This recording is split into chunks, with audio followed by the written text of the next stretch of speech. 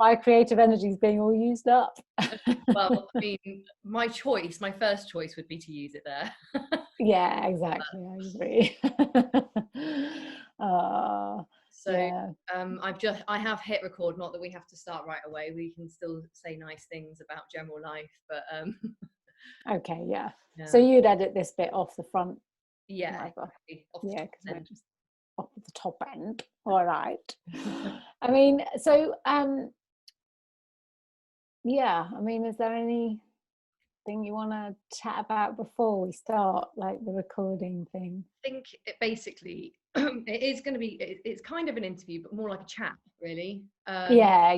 They're always the best way, really. Yeah. Just to chat. And And is it for anything in particular? Is it just for your YouTube or just for the YouTube next festival? Or? podcast, and because everyone else is, why not? Why not? Oh my God. Sort of talking about the things that people want to ask, like people like you and these yogis, and like one of my mates is a vicar, you know, asking people questions that normal people would want to ask, but they don't have the chance to do it, or they don't have giant ovary balls to say in public, like I'm wearing this t-shirt. Cool. That my sister bought me, and it says "grow up hair." A giant pair of ovary balls and stuff on it. So I thought it was. I love it. It's very appropriate. For once, I'm appropriate. Yeah. Well, don't be too appropriate. I won't be. Believe. It's nice to see you. You look really well. And Thank you. I'm quite warm. That always helps, doesn't it, to have a bit of a flush? Yeah, it does. Yeah, I'm a bit flushed too. Great. You're very pure and serene in your white. I know. It's like, well, do I wear? I'm going to wear this, but actually, I'm not sure I like it. Sex. That's pretty pure. That's pretty pure. Yeah. Maybe I should take it off. Well, that's a different Zoom call together, darling. I might do. Hold on. Let me have a look. It was the move of the morning. It was lovely. But I am a bit hot, so hold on. Let's see. Actually, that's better. I'm really hot. I like a bit of skin. Bit of skin for us. Yeah, a lot more skin. Great. Yeah, I'm into it. You're rocking that hair.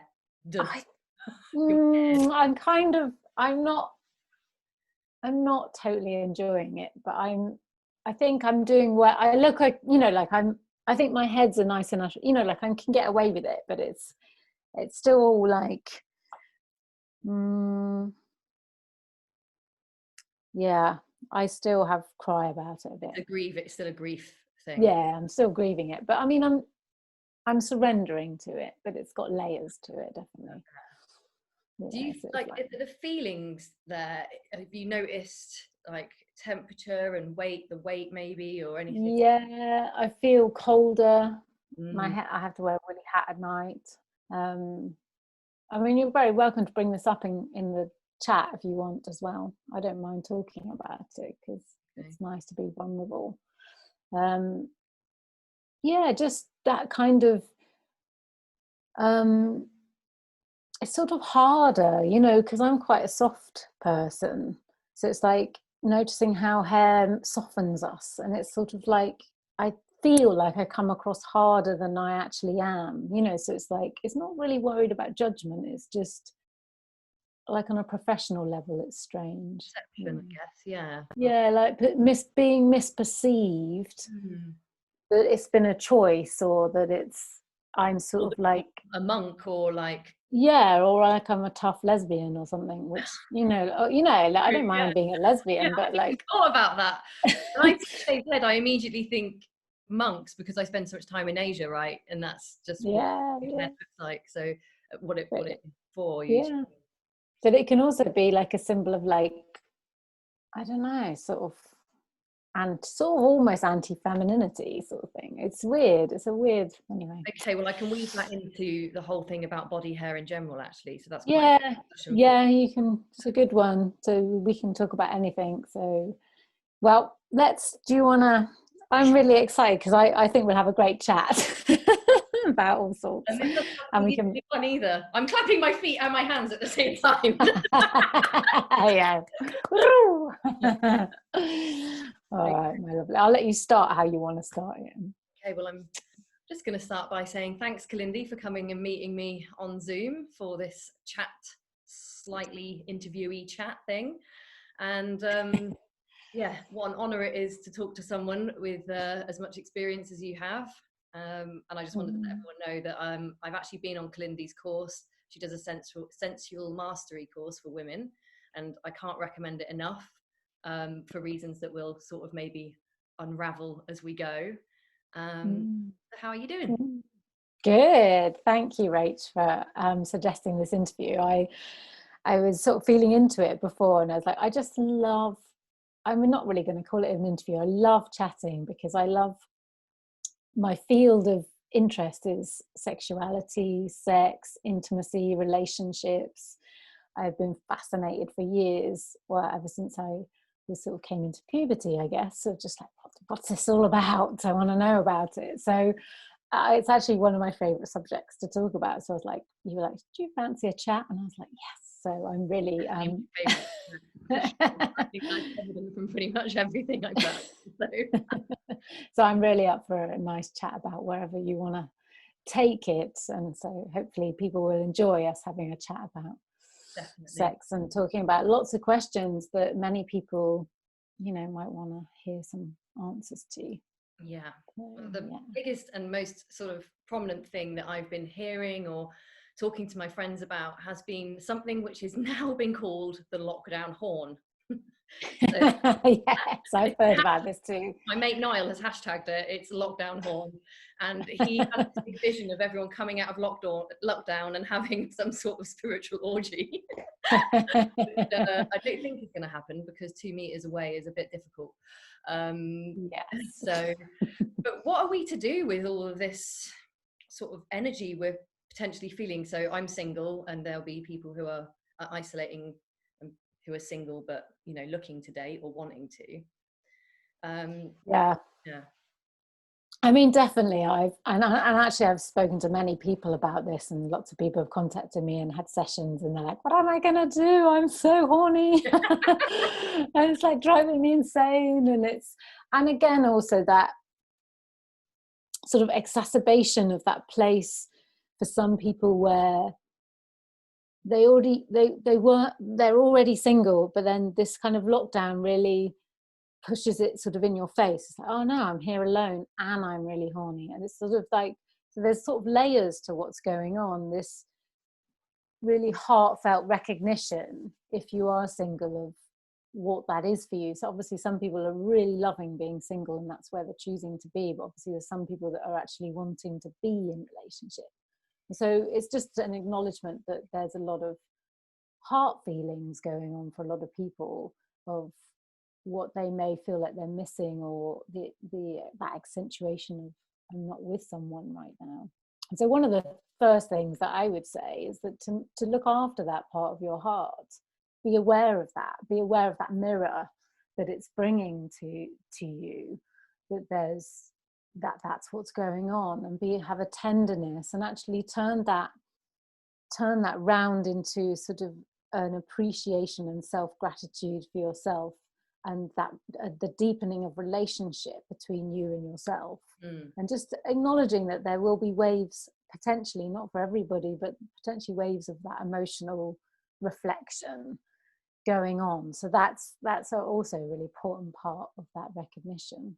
Yeah, I've been like really happy and then really sad about it. So I've been going between the two. I've been like doing a little sad cry and then being like, no, this is great. This is time for me to learn about me. So it's yeah, and that's really important to acknowledge. It's like you say, because they're both totally valid. That place of like, yeah, this is great. I can just, who am I and what do I want to think and feel in that individuality, and really amplify and maybe get disciplined in what we want to do with our lives and focus on and fall in love with ourselves through that. But then it's also really important to allow ourselves to feel that sadness and just to feel sad sometimes and go, oh, this is also a truth. So, yeah. And so that's one, that emotional side, which is interwoven with the physical, absolutely sort of horny side of that feeling of um, touch, sexual intimacy. But, you know, again, not just sexual intimacy, but affection, because a lot of us see our friends, see our family, and even just the lack of hugs, just Yeah, friendly hugs can big be time. really, yeah, be a really big thing, you know. And it's like, we are social creatures. We like, we thrive through touch, and it brings oxytocin into the body and everything. Can you And do that so, stuff? Like, so we've spoken before about self massage and stuff. Like, do you know if that actually, it must do something like oxytocin wise a bit, I guess. yeah, it does. So it's like self touch is really, really important. And so, really taking time, and again, it's one of those things where it's not like necessarily that we have to take it out of what we're already doing, but it's that simple thing. So, especially more for, maybe for women, but obviously men do this too. But it's like when we're actually putting lotion on our skin, you know, that place of not just rushing and just putting lotion on, it's like actually taking time, making it 10 minutes longer, Yeah. and actually feeling into the body and just taking time to be present through your hands, through your touch, and going, I'm here for you, I'm feeling you, feeling your touch from the inside. Like, am I present in my arm and am I present in my hand? Because then it's a two-way connection. You're creating a circuit in your neural structure, like a circuit going round from where your hands touching to your, where you're touching your body. So self-touch is so important in this time. Even if we're in partnership, I totally recommend it, Yeah. because again, it's a certain type of self-care. And again, there's this element of, one of the things around self-touch is that it's so easy to forget that there are lots of things around us also that we can touch, right? And I mean, you probably a good example of this when you're dancing and doing little wild things. It's like, you know, actually, often one of the things that it's going to sound crazy now, but we can Right. do crazy. But it's like, you know, if I'm sort of just lying on the sofa or something, just relaxing, it's like I might suddenly just like roll around, you Yeah. know, and feel, I've got one of these sort of silky kind of sofas that feels beautiful. And I roll around and connect with the silkiness, Yeah. Nice. you know. And it's the same thing. Okay, we kind of get in bed and we just kind of, I guess I'm in the in shower bed. thing, the water on the body, I've been rolling around on the grass quite a bit, touching Yeah. flowers inappropriately. Yeah. I hope you're asking their consent before you Niall said that, the one about the lockdown down horn. You both said the same thing. you know. And it's, and so we can often forget that if we happen to have a ability to go swimming in a river, are we really taking in the touch of the water, having a bath, having a shower, touching some beautiful fabric, having beautiful, making sure we've got lovely beautiful soft bedding, or beautiful sheepskins, or whatever it is that we find, textures, beautiful clothes, wearing something that feels good, but actually being consciously present with it and receiving the touch, because then it's a it's a secondary thing touching you.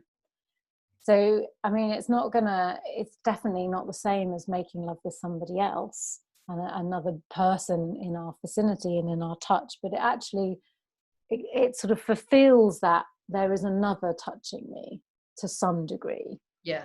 um, and again, this, you know, it's a lot of these things, they're not the same as having a physical person to sexually play with and touch, and they can be really, really softening to the nervous system, um, well, when we're in this situation.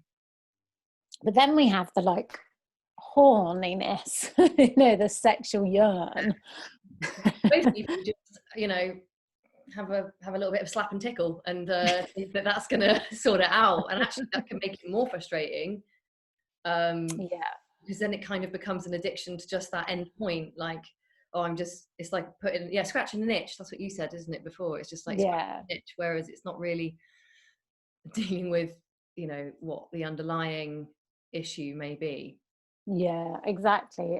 It's, you know, we can, yeah, we can release that kind of itch, and it kind of releases a certain amount of energy. And of course there's something very lovely about that, but it doesn't create that nourishing deep satisfaction that we can have from a really beautiful lovemaking session. And so one of the and again, this is, we're sort of just going to touch on it really here, but one of the things that I find really important about sexual energy is that we have the ability to actually draw that energy up through our body. We actually have the capacity to be able to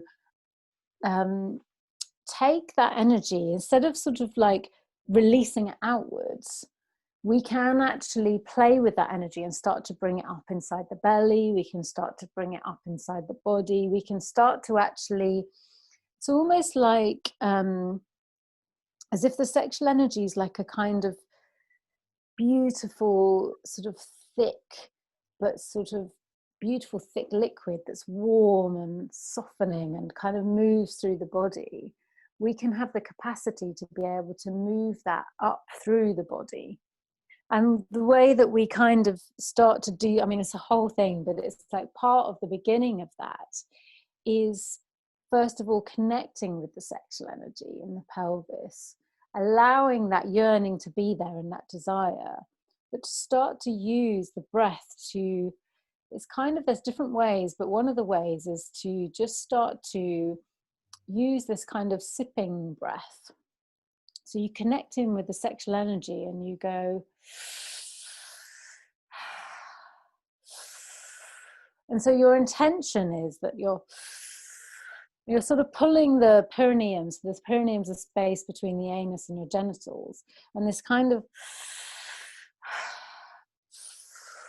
pumping and this kind of pulling the sexual energy, so that you're kind of encouraging it to sort of send its ripples through the nervous system upwards and up into your belly, and sort of pulling it away from that, where we can get into that kind of horny irritation where I just want it to release. And you start to use it. And I've worked with many, women and couples, and when they're doing that, what they find is that, and there are layers to this, and we may or may not have time to go into them, but it's when they've gone into that, it's like their creativity and the things that they start to do, and the energy, the physical energy, there's more physical energy to like dance, run, express, create, paint, write. Yeah. And that's a really good way of using it. I mean, I think this is something possibly going on for you, Rach. Yeah. So I've definitely felt, so I'm about as horny as anyone could ever be, pretty much most of the time, which I fully embrace. But at the moment, obviously, I'm not with anyone. I can't date anyone, and weirdly, I haven't had any desire to sort myself out unilaterally. So that's weird as well, because I'm normally quite into that as well. But something else has kind of happened, and I think part of it is because I've been on a course with you, that I don't know if it's happened naturally or consciously, but I have felt like this thing coming up, and I've been feeling loads up in my arms and my heart, like just tingly. But what I've noticed in actual life is that I'm incredibly productive and focused and really on it. Like my creative powers are sort of erupting. Created a online festival in 3.5 weeks with Tom, my mate, and yeah, it does make me wonder whether I've wasted a lot of time having sex when I could have been creating things. And is this why people are celibate?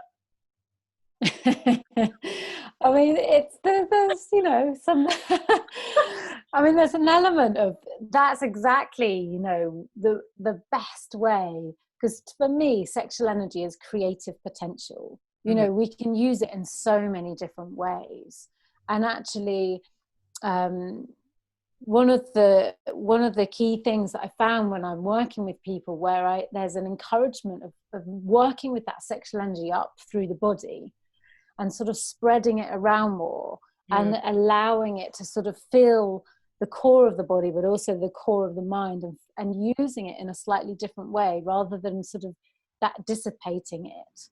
It actually does come out in some amazing creative capacity, whatever that avenue is for someone. And like for yourself, you know, you're a very energetic woman and very creative, and you're very drawing people together and gathering people together and connecting people. And I've just watched you do that over this time. I mean, I've watched you do it for years now, but you know, it's more like intensified, you know. And I think that's one of the things that we can be aware of, is instead of sometimes focusing on that lack, or that feeling that there's somebody missing, that the sexual energy wants to reciprocate with somebody, we have this time also where it's like, okay, can I put it into something creative right now? Mm-hmm.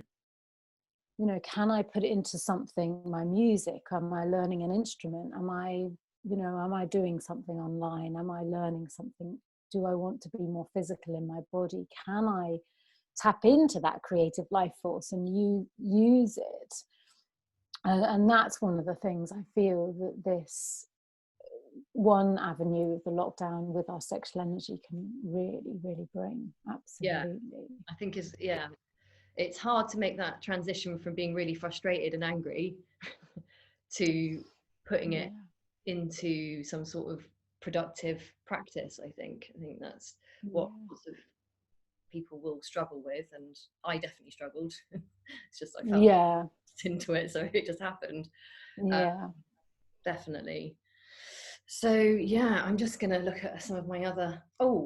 So another thing along the same sort of line is so with what's the difference between sort of celibacy and just not having sex? So, I mean, again, this is just my definition and my understanding. And so my understanding is celibacy is something you choose. So it's much more of a contemplation, and it's a choice to go, I'm going to decide to be celibate, and which means not having sexual interaction with somebody else. And again, there's probably another variation of celibacy where it's no sexual interaction with oneself either. So again, I think people use that word in different ways. You know, in a kind of religious way, it would be that they don't even go there, it's like into self-pleasure. It's just a sort of not really working with that particular energy. And so but a lot of people that I've worked with and talked to is like there's different ranges of celibacy. So some are choosing not to be intimate with somebody else because they're just processing a past relationship and they're just giving themselves space. But then they are enjoying self-pleasure and working individually with their self-pleasure. But then some people so you know, it's just different. I think there's different ways that people use that language. And then obviously you know, my understanding, in a way, when we're in a situation where we're just not with a partner, because that's when we might want to be with somebody, I personally wouldn't really call that celibacy, because it's not really a choice. It's not a choice, really. It is a choice and it's not a choice. We're just in a transition of time where in this moment of time we're not with somebody. And we're just waiting for the universe and life to align up the physical other person to come into your fields of physicality. You know, so so I think that would be how I would define that. I think people get a bit confused. That's why I wanted to talk about it, because I've definitely been confused in the past. And some people do say when they're single, I've been celibate. And again, I think we just use it in different ways. And again, it's like, it's a way of explaining I haven't had any sex for ages, sort of thing. But my understanding is celibacy is something we kind of very consciously going, right now I'm choosing not to. Whereas some people are just waiting for that engagement with somebody who's right for them. So it's completely inaccurate that I've been forced into celibacy because of what? Well, it's like that's a moron. Well, it's kind of I quite like that as well. And another thing sort of along those lines is, so with martial arts, I'm definitely more of a martial artist than I am a yogi. When I've had fights, so we all know that boxers are told not to have sex, not to release, and I think it's fairly common knowledge that we're told that when men release during sex or at the end of sex, that can mean that part of their energy is lost. So they're told to conserve that before a fight. I think it makes them more aggressive as well because of testosterone and whatever. I didn't know whether I've told you this before, but because when I had my fights in Thailand and I'm a woman, they said to me, "Oh no, women need to have more sex before a fight." And I was like, "Excuse me?" And they're like, "Yeah, you need to have more, and you need to make sure that you actually orgasm because it helps with being relaxed in the ring, in the Mm. boxing ring, not the other ring." Well, that helps too. Being relaxed in the ring, and also not feeling as much pain. Mm. I haven't Yeah, heard that. That's yeah. really interesting. I Or mean, I would have definitely agreed with them, in the sense that actually something slightly different's going on for a woman around, women actually, the more that they can have orgasms and almost the more orgasms, the more the body actually goes into a kind of um, very focused. I mean, maybe not initially, we're kind of a bit out of it and a bit like drunk on yeah, on yeah. all that oxytocin, but actually afterwards there's a tendency to actually be very, very focused. And I think that's one of the things that orgasmic energy can bring into the body. So there's this kind of softness, we're very present in the body and very focused. I mean, I hadn't really heard about the pain thing, but that's really interesting, that the physical pain changes, which is great. So I can I mean, I remind don't know because both my fights, I had a very willing young chap helping me through that. So both right. fights, who's one of my ex-fiancés. So yeah, before both fights, there was a lot of nice things going on for me, which definitely helped with my fight training. It was very. Did you notice the difference? What was the Well, I difference? can't compare. So because Wow. before, but each of them, I mean, I think I just didn't feel. You don't feel the pain in a fight because of the adrenaline at the time, unless you Mm. break something. And then afterwards, you feel like you've been run over, of course. Um, but during it, I mean, I don't know if it made a difference. I was grateful either way, and I'm just glad that I wasn't told that I couldn't have sex like the men as well. So Yeah, it's a very different, it's a different kind of release when a man ejaculates, because, if we think about all the potency and all the energy that's in the semen, it's that creative potential is releasing out through their body. So there's a lot of, I one day maybe we can take some sort of amazing photography about the energy that's actually cultivated. Maybe we'll have that capacity one day to see what kind of energy is moving and released in when a man ejaculates, because it's a massive creative spark of life force potential that then is seeking the unification of us as women in our egg. So in some ways the body's doing something quite profound. So again, the body goes into that dopamine rush and that sort of softening, and like you say, there's less chase, challenge, fight, hunting, all those animal instincts, so it makes sense that they say that men, it's best not to ejaculate or have sex before a fight, because they've got more of that, a different focus still in their body, that energy is still in their body. Yeah. it's really interesting. It is really, I mean, it's a fascinating thing. And of course there's many men in the world that are also working with that style of non-ejaculation and working with lifting the energy up through their body. And I've known many men working with that. And, and I've heard lots of mixed things. And I've had many men say that it's actually it's quite difficult to maintain that discipline and focus for a period of time, to not enjoy having an orgasm, waiting for that time where they can separate ejaculation from orgasm, because it takes a Sounds bit of, to me, and I'm not even a man. Like it just sounds yeah. like self-harm. I'm like, Yeah, I mean, it's definitely a dedication, and it's definitely very possible. But I remember having a chat with my partner about it when he was working on that process, and he was like, just imagine, just imagine like having sex but not being able to orgasm, not being able to have that feeling. You sort of get close to it, and then you have to do lots of energy work and he said, so that's and I was like, wow, that would be hard. So much work.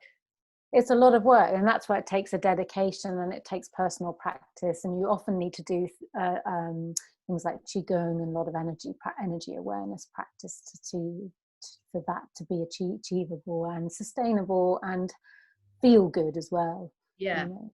So that's not frustrating. Yeah. God, poor chaps. Yes. Yes.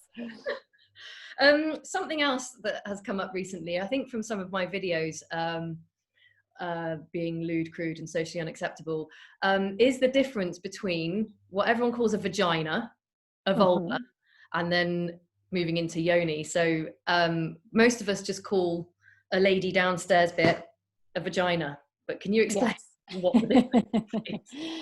I mean, there's, it's one of those things where I'm kind of hoping that one day we can relabel a lot of the names for the vagina, because they've got various things like the G-spot. I can't remember the doctor or the name, a male doctor who was sort of named the G-spot after himself, and then we've got Bartholomew's glands, and we've got various male names for our female parts in the science world. I quite like to reclaim some of those and make some beautiful names, but so the vagina, in my understanding, is actually the vaginal canal. So it's the internal canal inside, and externally we have the vulva, which is the sort of the external part of the vagina, vulva, and then we have the labia, then we have the lips that are inside the vulva. So it's that's the differentiation, is that we've got the vagina is more about the vaginal canal, but we do tend to use the word vagina as all of it. Exactly, yeah, and I didn't ever know the difference. Yeah, so yeah, and in some ways, maybe because we just got one. And in some ways, maybe because everybody uses the word vagina to mean all of it, maybe that's now what it means. And that's just how language changes over time. But definitely the vulva is the outside lips of the vagina.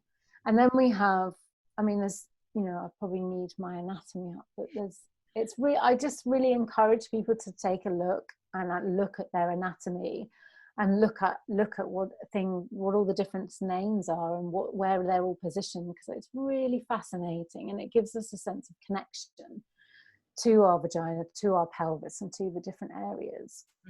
So then we've got the name yoni, which I tend to use a lot because it comes from the Sanskrit tradition, and in my rough translation understanding, it means sort of pleasure garden, pleasure palace.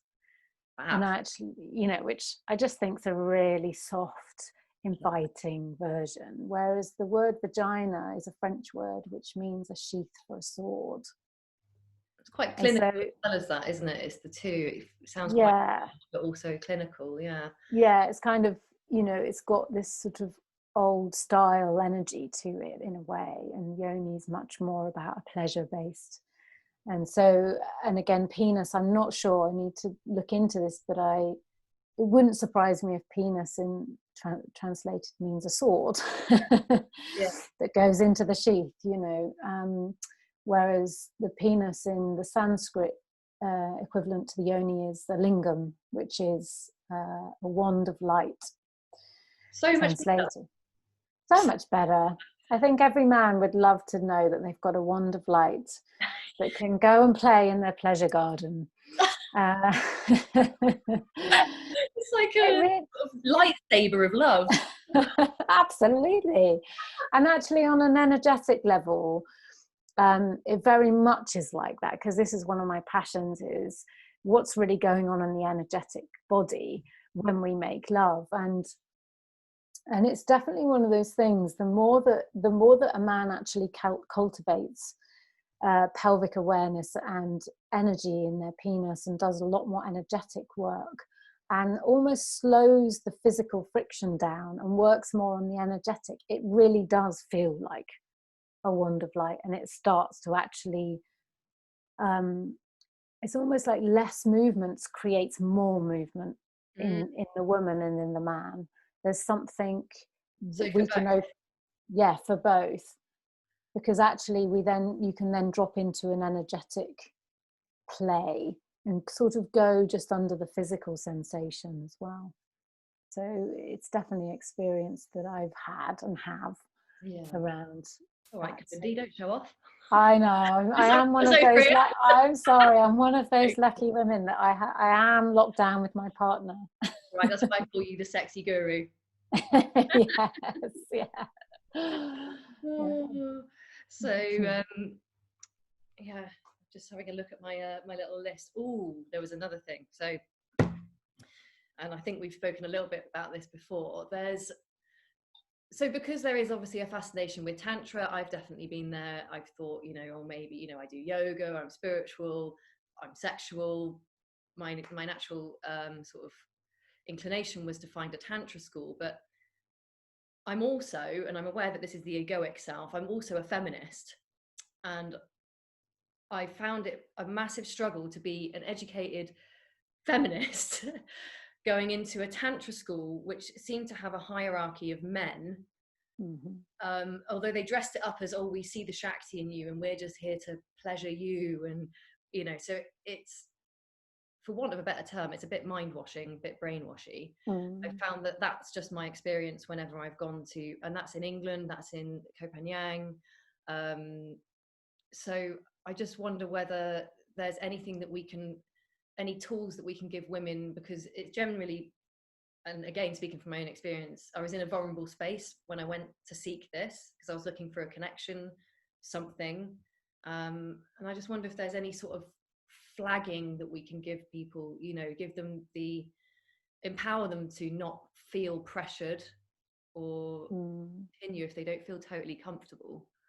Yeah, definitely. I mean, I think I think I feel that the world of tantra is currently undergoing a sort of transformation.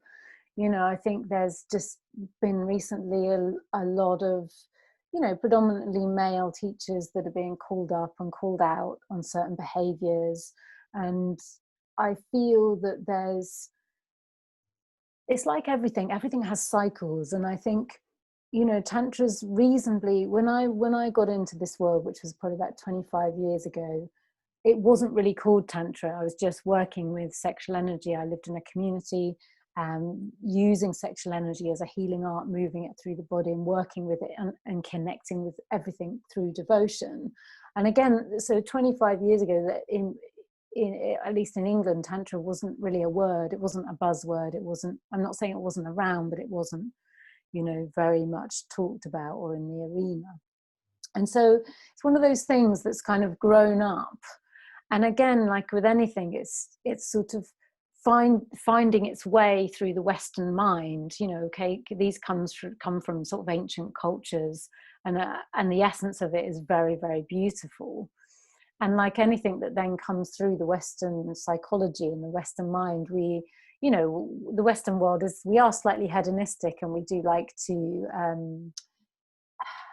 we sort of take things off at a tangent. And I think there's an element where we kind of learn, we're always still growing up as humanity, and so we sort of bring something up like that arises, and then we kind of do a bit of a messy thing with it, Yeah. and then the messy thing gets called up, and we're all kind of, hold on a minute, this isn't right. And even the people involved were like, oh god, I didn't realize I was doing that. So there is an element of realization going on that maybe men and women didn't really realize what was actually going on around the misuse of some of the power of sexual energy, because our psyche kind of gets excited about something and it's like, let's throw myself in. And then that's not an excuse for people that have totally misused sexual power or sexual position, or the position of some kind. Yeah. So I just want to flag that I do feel that the world of tantra is starting to change, and people are creating more holding, especially the tantra teachers I know. Their beautiful integrity and beautiful conversations that I've had as a groups of tantra teachers about how do we address these issues, and so there is change coming. It may take a while to come through. But it's definitely one of those things where let's talk about women, for example, because of course men step into it with vulnerability as well. But as women step into it, there's this kind of sense that women are also looking for a sense of healing as well, or wanting to work with something, or break out of some restriction in themselves. There's many reasons why a woman would step into Tantra. And so the most important thing is that you never have to do anything you don't want to do. And it's one of those things where, we sort of end up in a room and everybody's doing a process or anything. It's like you never have to do anything you don't want to do. And really question what is it inside us that doesn't want to do it. Because that's the process. It's not necessarily always in the doing of the activity that's being invited. It's reflecting on, if I have resistance to it, what is the resistance? Am I maybe not ready for this? Is it the partner I've been put with? Is it, what is going on here? For me, it's about giving ourselves the freedom to deeper self-reflect. And so once we step into that place, we can feel a freedom to go, actually, this doesn't feel right. Even if everybody else is doing something, it's the examination of self. Tantra is about understanding yourself. It's not about, because any of us can force ourselves to do something sexual. We can just lie there and have it done to us. We can do it to somebody else. But actually, what's the investigation is, what is going on in me? What is it challenging in me? And by working through it, by doing it, is this unfolding something? Is it revealing something? So self-inquiry is so important.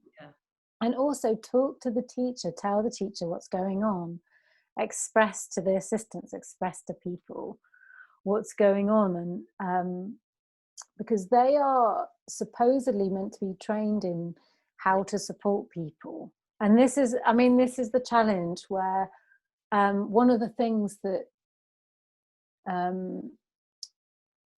actually love about the people that I personally know as teachers in the Tantra world is that I also know that they have traveled through the therapeutic journey. I know that they know how to hold trauma. They are trained in trauma work, so they can spot trauma in the room.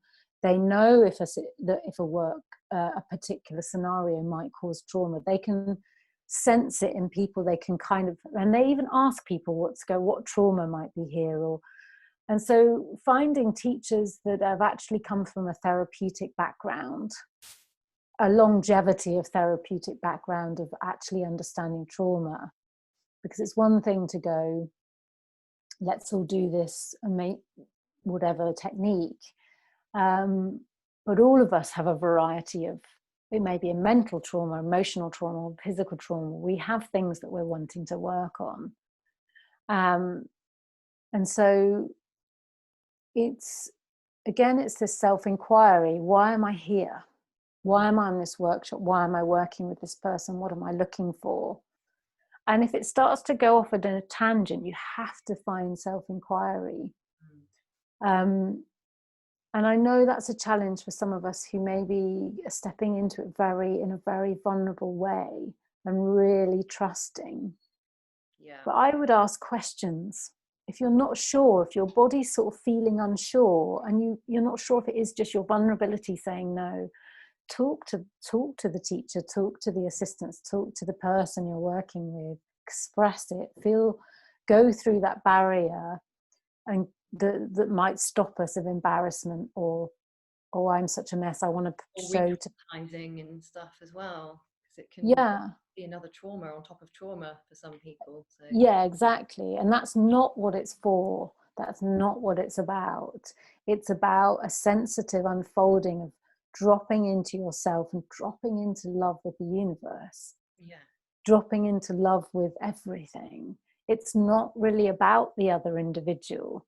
It's about what gets awoken in you. What are you shedding? What's your freedom? It's like, is it setting you free or is it re-traumatizing? And so finding someone who knows how to work with trauma Yeah. is really important. Really, really good point, because I don't think anyone's ever said that. You kind of just trust, don't you? You go to a teacher. It's like just going to a yoga teacher, and again, the same thing can happen there. Yeah. With anything, whatever you go to a teacher and you go, oh, they're a teacher, they've got that label, of course I can trust them. But I think the first thing that I thought of was like, just trust your own instinct as well. If you have Yeah. a gut instinct about something, don't just ignore it because they're saying, oh, this is something we need to let go of. Like, never let go of your instinct. No. I think that's there for a reason. But yeah, it's really interesting because I did ask questions like you said, but I'm quite a strong person, so I was able to, and I found that I was actually the voice of several women there when I, Mm, and I just think, well, what if I wasn't there, and what if people did kind of get swept in, and lots of people now have since left that particular group and gone, I can't believe that, and there's a level of shame after being involved, and this isn't the same for all tantra schools at all. It's the mm, same for anything. It could be a martial arts teacher, a yoga teacher, whatever. But it is just really interesting, the power of these sort of setups, and how, because we want something, we kind of do just go with it a little bit, sometimes mm. against our better judgment. Yeah, I think it's one of those things. If we are we have a less stronger voice at the moment, and we're stepping into those positions. It's like one of the important things is really knowing why you're there. What is it that you're looking for? Be it finding a specificity to what is it that you're wanting to heal or unravel, because that will be then a bit of a GPS guidance that you can then reflect either after a one-to-one with somebody or a tantric massage or whatever it is you're exploring, and just sitting with yourself and going, does it feel like what's happening is moving in that direction? Great. Does it feel like that when I'm, say, if somebody's having a series of tantric bodywork with a man, it's like, does it feel like that is actually happening for me, the thing that I'm looking for? Am I looking for maybe releasing my orgasms? I don't have many orgasms. Does it feel like it's going in that direction, or does it feel like there's something else?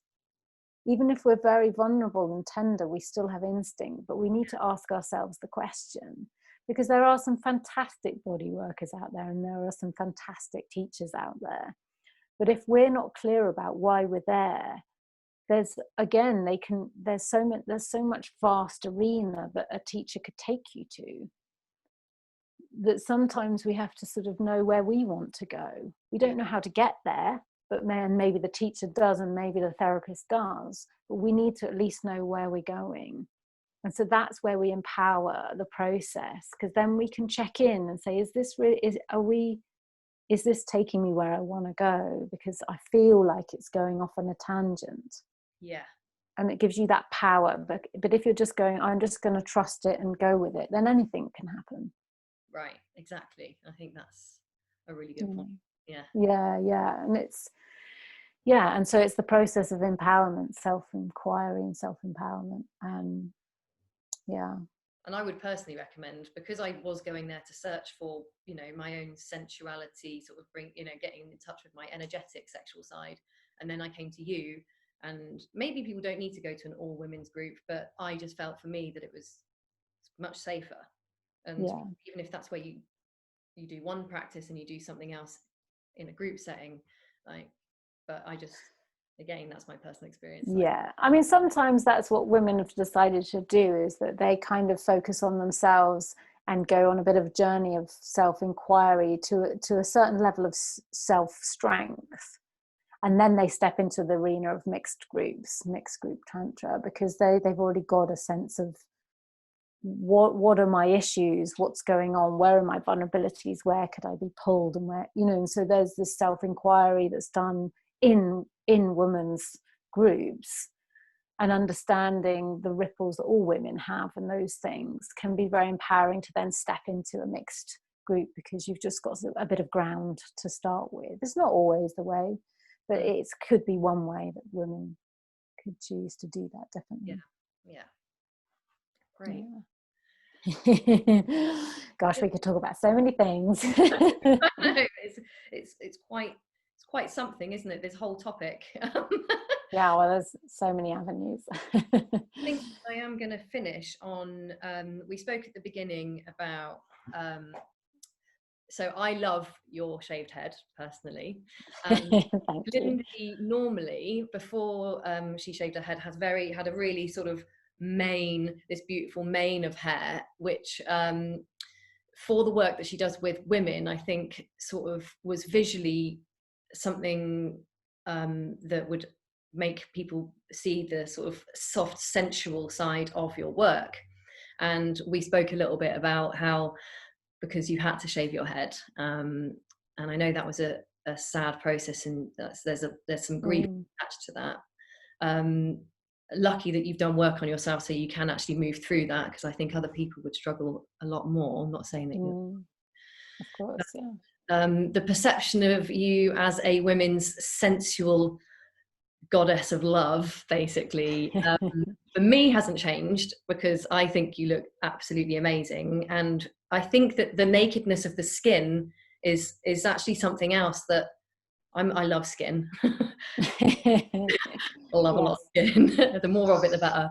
But yeah, so just briefly, if you want, you don't have to go too deep into it, but what's your experience been in a sensual way? I mean, it's just a fascinating journey. And so for people listening to be aware, I've got something called alopecia. And alopecia is where you get these circles of hair loss, where it just goes completely bald, no hair. And what happened to me probably about 2 months ago now is I just got loads of circles of it, and they all kind of joined up, and my hair was falling out in clumps, and that was very distressing, and to the point where I had more bald patches than actual hair. So I decided to shave it off. And so it's been interesting. I mean, I've definitely cried a lot. I've definitely felt this sense of loss of my beautiful curly hair. And also being in the line of work that I am, which is around women's body confidence and sensuality and sexual energy and what that is, it's also quite a fascinating exploration of, okay, wow, I've been thrown into a position where when I sit in front of the mirror, there's definitely like watching that judgment of, wow, look at the way what the mind decides is beautiful or not beautiful, or this sort of judgment, or how we should look and how we should portray ourselves. And what I found was, what I'm finding is that I sit in front of the mirror deliberately, because one of the things that I think we do is that we shy away from body changes. And I watch this a lot in women, is that we disassociate away from parts of our bodies that we don't like. Some women who have given birth to a child and they've got maybe a lot more sort of sorry, I've just forgot what they're called, stretch marks around the stomach. You know, it's maybe not as flat as it used to be, stretch marks on their breasts, legs. And what tends to happen is women draw away from them, and they sort of stop looking at them, stop touching their breasts, they stop touching their belly even, they stop connecting.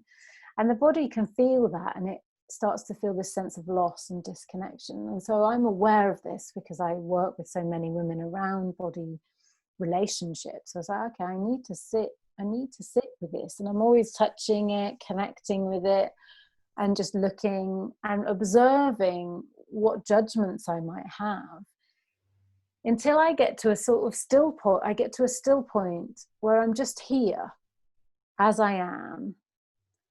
And in that, I just feel vital, alive, sexual, sensual.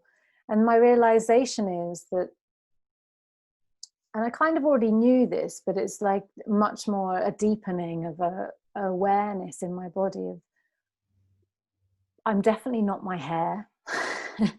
My sensuality and my sexual energy isn't anything to do with having hair or not. It's to do with how connected am I with the core of my body, my sexual energy, how in my body am I. It's more to do with this relationship that we can cultivate with ourselves, not what the visual eye decides to see. Mm. That doesn't mean that I'm not aware that, because when I walk down the street, not that there's anybody, you're not like walking down streets because I'm going into fields, but you know, I've noticed that when people drive past or something, I get double looks. I've even been pointed at, Okay. and like people look at me like 2 or 3 times, and so it's definitely, there is a reaction. It's not that we are not denying that there's a difference, and I definitely feel, I have an idea or a sense that I don't look as sensual or as feminine. But actually, the reality is that I feel just as sensual and just as feminine and just as delicious as I always do. And so there's this interesting play that I'm playing with around another layer of sensuality. And I know many women experience this because they've either put on a bit of weight, or they've lost weight, or their shape isn't what they think is the classical shape, or their face isn't how they want it, or there's some scarring, or there's all sorts of different reasons. And I guess I want to say to people is that it's like not to let any of these external features, the perception of them, stop us feeling sexual and vital and alive and connected, because we can, and it's very easy to allow our judgments of it, Yeah, for sure. you know, or what we think other people would judge. And that's not to say I'm still in a journey with it, but it's giving me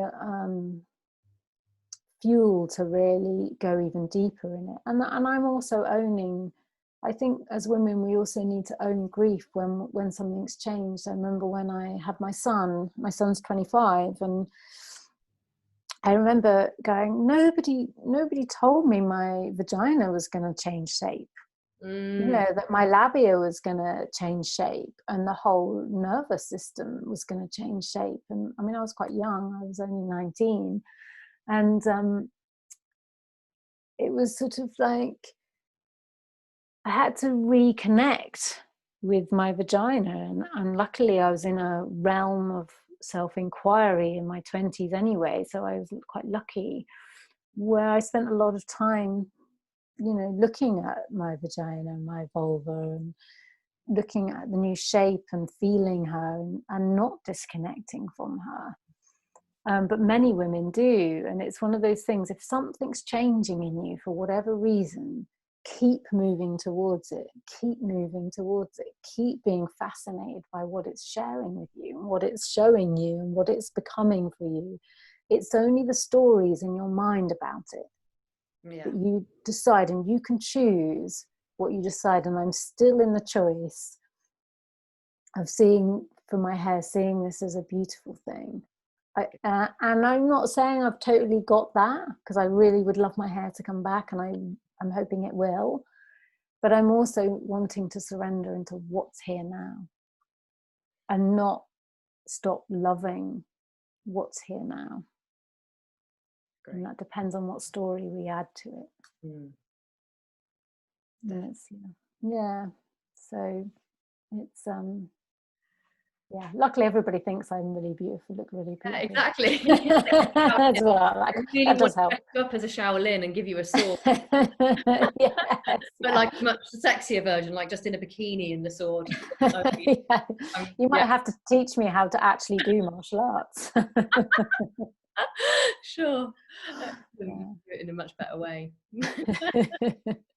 No, that's good.